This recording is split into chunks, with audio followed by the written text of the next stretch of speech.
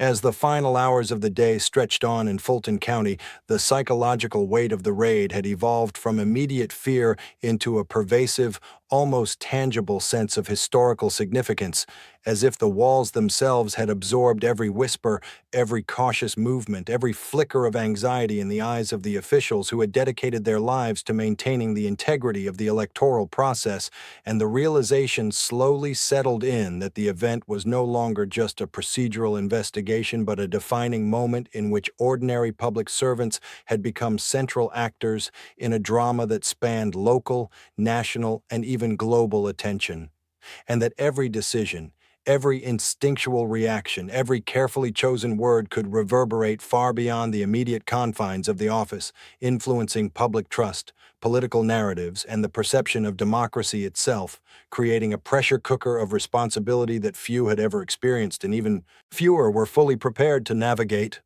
The reporters chronicling the day captured more than just the surface-level actions. They described the subtle choreography of human behavior under intense scrutiny, noting how officials instinctively adjusted their posture, spoke in measured tones, and coordinated their movements with an almost imperceptible rhythm that balanced procedural compliance with instinctual self-preservation,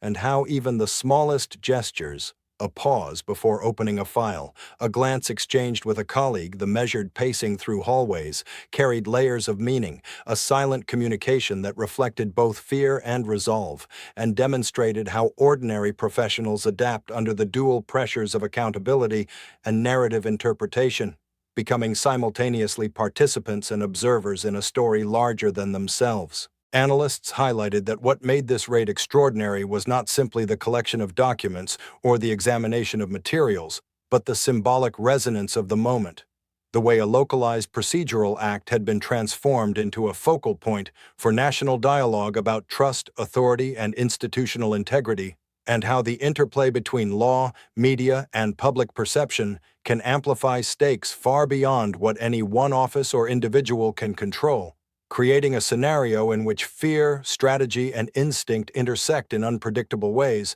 and where the human element, the judgments, reactions, and emotional resilience of the officials themselves, becomes as consequential as any tangible evidence being gathered. Inside the offices, officials reflected on the paradoxical nature of their responsibilities, tasked with ensuring flawless execution of democratic processes, yet suddenly cast into a spotlight where scrutiny, speculation, and political narratives threatened to overshadow both procedure and intent, forcing them to navigate a precarious balance between compliance, ethics, and self-preservation, and underscoring that in moments of national attention, the line between ordinary work and extraordinary consequence is perilously thin, and the invisible stakes of public service are illuminated in stark, sometimes frightening, clarity. Observers noted that this raid exemplified how the mechanics of governance and the psychology of human behavior intersect under extreme conditions, showing how fear, perception, and responsibility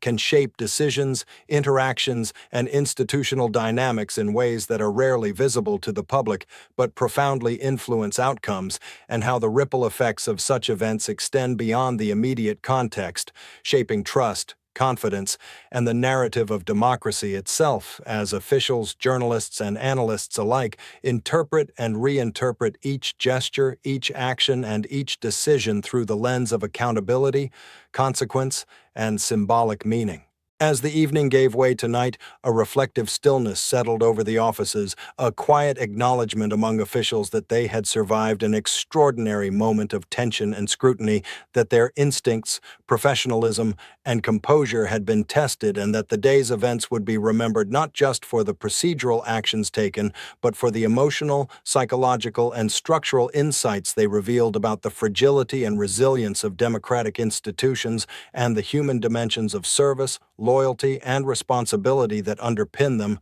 a recognition that the ordinary mechanisms of governance are inextricably linked to the extraordinary pressures of narrative, perception, and history. In the final reflection, it became clear that the Fulton County raid, while procedural in nature, had transcended its immediate legal purpose to become a defining study in the intersection of fear, perception, and democratic responsibility,